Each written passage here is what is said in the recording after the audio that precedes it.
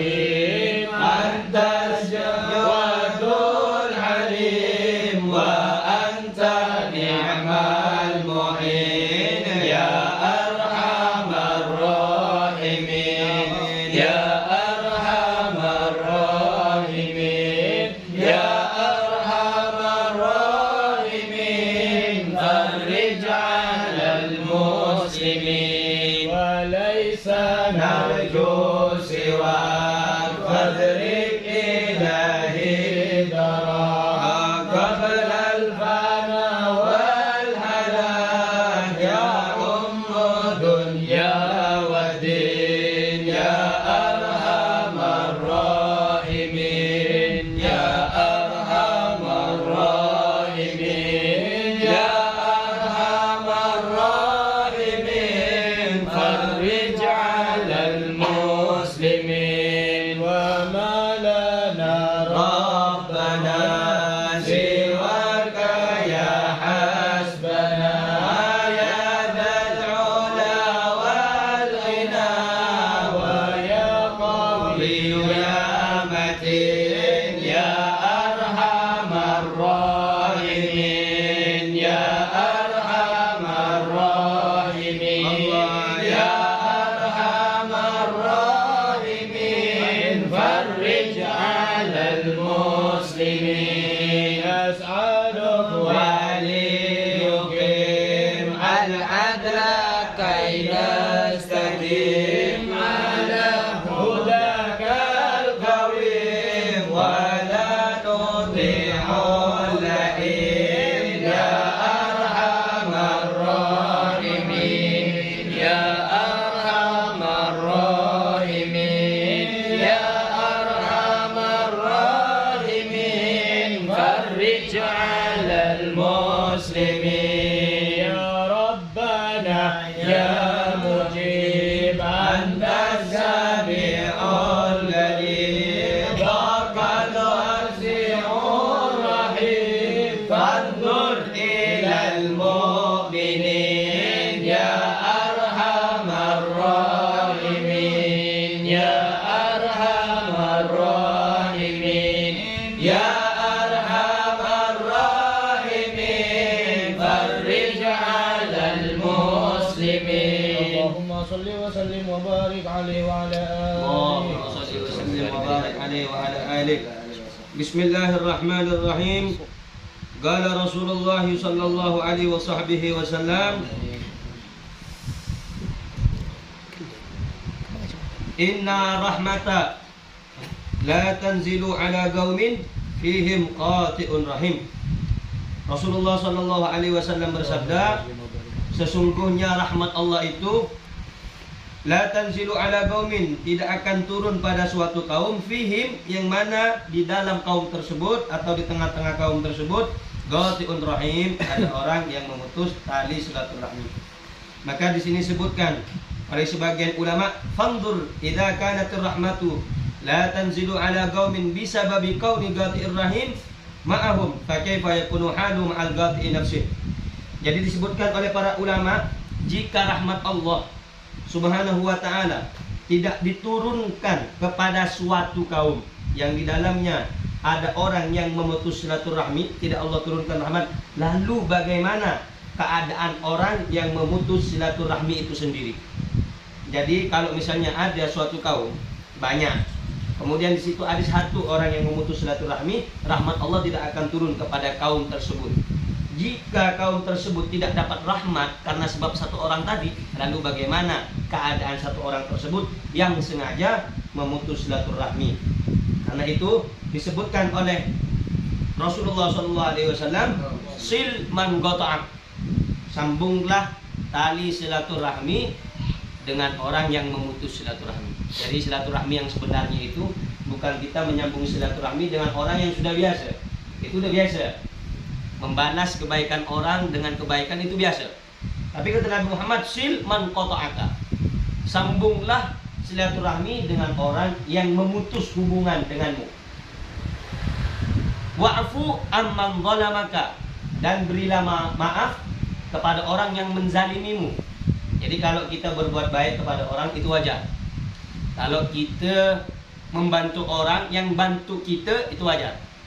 Kalau kita ngasih makan orang yang ngasih makan kita itu wajar. Tapi kata Nabi Muhammad di sini, wa'fu amman zalamak, kasih maaf orang yang menzalimi. Ini kerjaannya orang zalim terus setiap harinya.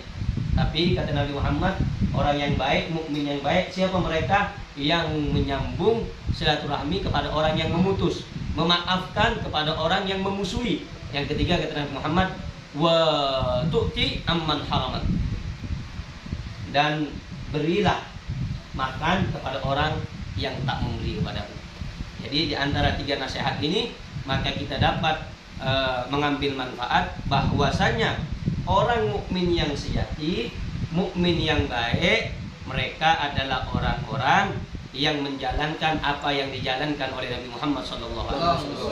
Sebagaimana riwayat yang sering kita dengar, ada seorang Yahudi pada zaman dahulu, orang Yahudi yang tidak beriman kepada Allah, tidak beriman kepada Rasulullah SAW. Dulu ajaran-ajaran mereka sama dengan ajaran-ajaran yang dibawa oleh Nabi Muhammad SAW. Bani Israel dan lain sebagainya.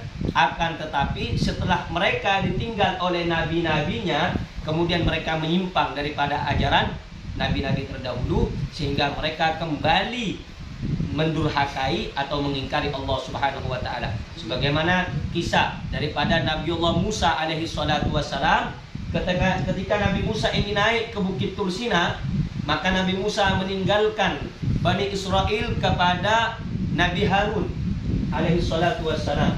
Maka kemudian ketika 40 hari lamanya Nabi Musa di Bukit Tursina bermunajat kepada Allah, kembali kepada kaumnya, sementara kaumnya dalam keadaan mengingkari Allah Subhanahu wa taala, yaitu menyembah kepada makhluk atau menyembah kepada sesuatu yang mana sesembahan itu bukan Allah.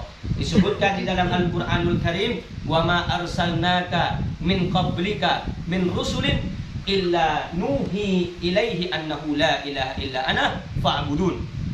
Sesungguhnya tidaklah aku utus engkau wahai Muhammad, dan juga nabi-nabi sebelummu wahai Muhammad, rasul-rasul sebelummu wahai Nabi Muhammad, kecuali aku wahyukan kepadanya bahwa tiada Tuhan selain aku yang wajib disembah, maka sembahlah aku. Jadi mulai Nabi Adam sampai Nabiullah Muhammad SAW, semuanya membawa kita agar menyembah, menuhankan, bersujud kepada Allah Subhanahu wa taala. La na'budu illa iya. Jangan menyembah kecuali hanya kepada Allah Subhanahu wa taala. Sehingga dikatakan jangan pernah menyekutukan Allah. Akbarul kabair, dosa yang paling besar itu asyirku billah, menyekutukan Allah dengan segala apapun. Seperti Nabi Musa alaihi salatu wassalam tadi, yang mana meninggalkan kaumnya telah meninggalkan daripada ajaran Nabi Musa untuk menyembah kepada Allah. Dia menyembah seekor patung anak sapi yang dibuat oleh Samiri. Nah itu dia. Nah Rasulullah SAW jadi ada orang Yahudi yang kerjaannya senantiasa menyakiti hatinya Nabi Muhammad. Dalam riwayat ketika Rasulullah hendak berangkat untuk melaksanakan ibadah, setiap di tengah perjalanan Rasulullah SAW atau ketika hendak mendatangi masjid untuk ibadah, diludahi oleh orang Yahudi, diludahi oleh orang kafir. Akan tetapi akhlaknya Nabi Muhammad, budi pekertinya Nabi Muhammad SAW tidak mau membalas kezaliman ataupun kejahatan yang dilakukan oleh orang tadi. Bahkan di akhir-akhir daripada orang tersebut mendapat kabar Rasulullah SAW bahwa si Yahudi yang suka meludahi Nabi Muhammad, menyakiti Nabi Muhammad itu dalam keadaan sakit. Maka Rasulullah SAW mengetuk pintu rumah putrinya yang bernama Sayyidah Fatimah Zahra radhiyallahu anha wa ardhaha. Diketuk, "Wahai Fatimah, adakah makanan yang dapat aku bawa untuk menemui seseorang?" "Ada wahai ayahku." Dibawa, dibungkus, dibikin bingkisan oleh Rasulullah SAW, dibawa oleh Nabi Muhammad, diketok pintunya. Ketika diketok pintunya, orang Yahudi yang mengetahui sadar kalau yang di depan itu adalah orang yang setiap harinya diludahi oleh Nabi Muhammad, oleh orang tersebut, maka dia takut, jangan dibuka, itu Muhammad mungkin mau nuntut balas kepada saya. Tetapi Nabi Muhammad terus diketuk pintunya, bertanya siapa di dalam, ditanya terus sampailah dibuka, sampai dikatakan apa maksud, apa gerangan, apa keinginanmu wahai Muhammad datang ke rumahku. Nabi Muhammad menjawab, aku hanya ingin mengunjungimu, aku hanya ingin bersilaturahmi kepadamu. Maka orang tersebut sambil menangis dan berkata, demi Tuhan bahwa tidak ada dari keluargaku dan sahabat-sahabat sejatiku yang mendatangiku ketika aku sakit seperti ini, kecuali orang yang pertama datang kepadaku adalah engkau wahai Muhammad sallallahu alaihi wasallam. Lihat bagaimana akhlaknya Nabi Muhammad. Wa'fu amman zalama, kasih maaf kepada orang yang menzalimi. Nabi Muhammad disakiti, Nabi Muhammad diludahi, tapi Nabi Muhammad memaafkan, bahkan mendoakan dan membawakan makanan. Akhirnya orang tersebut atas hidayah dan akhlak yang mulia Rasulullah sallallahu alaihi wasallam, orang tersebut pun masuk ke dalam agama dan ajaran Nabi Muhammad sallallahu alaihi wasallam. Nah, semuanya itu kalau kita pengen mendapat rahmat dari Allah, kalau kita pengen dicintai oleh Allah Subhanahu wa taala, sekecil apapun dari sunnah Nabi Muhammad, sekecil apapun dari syariat Nabi Muhammad, lakukan sebisa kita. Kalau kita masih belum berdamai dengan orang yang bermusuh dengan kita, pelan-pelan, sedikit-sedikit, sampai diancam oleh Nabi Muhammad SAW. Bukan laisa minna, bukan dari golongan aku, kata Nabi Muhammad. Kalau ada orang Muslim lebih dari 3 hari tidak bertegur, boleh kalau nak musuh-musuh, tapi lebih dari 3 hari, laisa minna, kata Nabi Muhammad, bukan dari kelompok aku. Kalau udah Nabi Muhammad ngomong bukan dari kelompok aku, mau ikut kelompok yang mana? Sementara kelompok yang paling selamat adalah kelompok orang-orang yang mengikuti Nabi Muhammad sallallahu alaihi wasallam. Mudah-mudahan sesingkat pertemuan ini membawa rahmat dan keberkahan dari Allah Subhanahu wa taala. Serta setiap tempat yang dibacakan qasidah, yang dibacakan syair-syair yang ditulis ataupun yang dikarang oleh para ulama salaf, seperti tadi di rumah Bang Sami'an itu Kafani ditulis atau dikarang oleh Al-Habib Qutbul Irsyad wa Qutbud Da'wat wa Ghawthul Ibad Abdullah bin Ali Al-Haddad. Kemudian Ya Arhamar Rahimin yang ditulis, yang baru saja dibaca itu dikarang, ditulis oleh Al-Habib Abdullah bin Husain bin Tahir. Ini semua ulama-ulama para salaf, orang-orang soleh. Bila mana kita membaca qasidah mereka, bila mana kita membaca kitab-kitab mereka sebab cinta kita dan mengharap berkah, insya Allah rumah tersebut akan dikunjungi oleh arwah-arwah mereka dan mereka datang membawa rahmat dari Allah Subhanahu wa taala. Amin. Semuanya kita tidak keluar kecuali tidak dosanya diampuni oleh Allah. Amin. Dan kita mendapatkan syafaat dan cinta Nabi Muhammad SAW.